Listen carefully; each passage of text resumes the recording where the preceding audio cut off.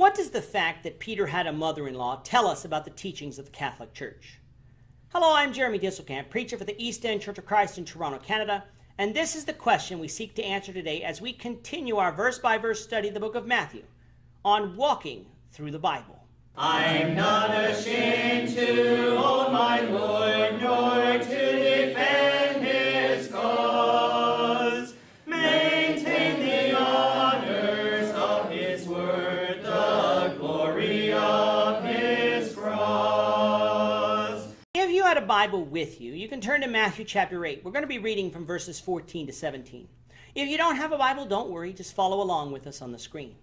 The version that we'll be reading from is the New King James Version. So Matthew chapter 8, beginning at verse 14.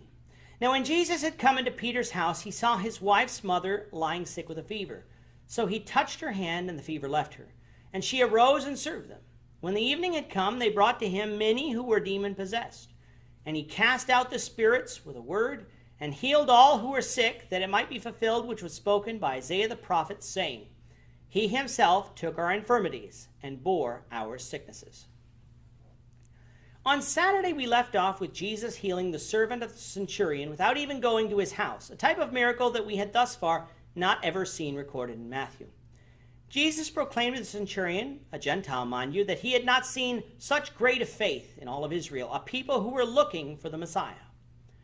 So for the next miracle, we find Jesus coming to Peter's house. Inside, we find that Peter's mother-in-law lie in bed sick with a fever. Now today, if we have a bit of a fever, we might take some medicine, and hopefully in a day the fever is gone. However, if the fever is high enough, even with our modern medicine, it is taken very seriously. Why? Because a fever is not usually what is wrong with your body. It is usually a symptom that something else is wrong with your body. In Peter's mother-in-law's case, Luke records for us in Luke 4:38 that it wasn't just a fever, it was a high fever, meaning that she was in serious condition and probably had some underlying infection that people could not see. This condition, though it could not be cured by the doctors of the time, was no problem to Jesus. He simply touched her hand and the fever was gone, as was whatever caused the fever. It took no effort on Jesus' part, no sweating, no shaking, nor yelling to God for assistance in healing her, none of what you see so-called faith healers doing today. After being healed, Peter's mother-in-law stood up and began serving them. This is another thing that is different than what people witness today. The healing was immediate. It didn't require faith on the part of the person being healed, and the person being healed wasn't placed into a frenzy before she was healed. She was simply lying in bed sick, and then once Jesus healed her, it was as if she had never been sick. No, take these pills and you'll be better in a couple days, just immediate healing. I would also like to note what this woman did. She got up and served her guests. When we have guests in our house, it is our task to serve them and treat them as honored guests. This woman could have said, well, I've been sick for a while, and so I can't serve you today. That's not what she did. She was well, so she did what she would normally do, which was to serve the guests in her house. This story intrigues me for another reason too, and it's the fact that Peter had a mother-in-law. What does that mean? It means that Peter had a wife. And while this fact might seem mundane to some, when it comes to refuting some of the false doctrines of the Catholic Church, this is one of the passages that I like to turn to. The Catholic Church claims that Peter is the head of the church on earth, having been delegated power by Christ. Now, we dealt with who is the head of the church and who is not the head of the church in yesterday's question and answer edition. That episode will be placed on the end screen of this video so that you can watch it if you want to later.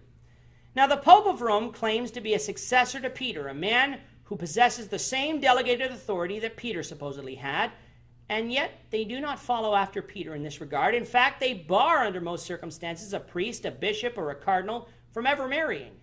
Since the Pope is the Bishop of Rome, this means that the Pope would never marry. They base this teaching off a misinterpretation of 1 Corinthians 7, not recognizing that Paul there was talking about a time of persecution and not giving orders to be passed down through the generations. Moreover, he taught Timothy in 1 Timothy 4, 1-3, that the doctrine of forbidding people to marry where Christ gave no such prohibition was the doctrine of demons and not of Christ. My point here is that the Catholic Church not only does not follow after Christ, they do not even follow after their so-called first leader, Peter, because Peter was married, and yet they forbid it among their clergy. Thus, the Catholic Church is not Christ's church, but a perversion, because they do not follow after the teachings of Christ contained in the Bible. Following Jesus healing Peter's mother-in-law, it is said that Jesus healed other people who came to him, along with those who were possessed by demons. Thus far in this chapter, Matthew has shown us exclusively the miracles of Jesus, but has not shown us any of Jesus' teachings like he did in chapters 5 through 7. Why would he do this? Verse 17 says that it was written to show that Jesus had fulfilled a prophecy from Isaiah. Yet again, Matthew is showing that Jesus is the fulfillment of prophecy, in this case, Isaiah 53, verse 4.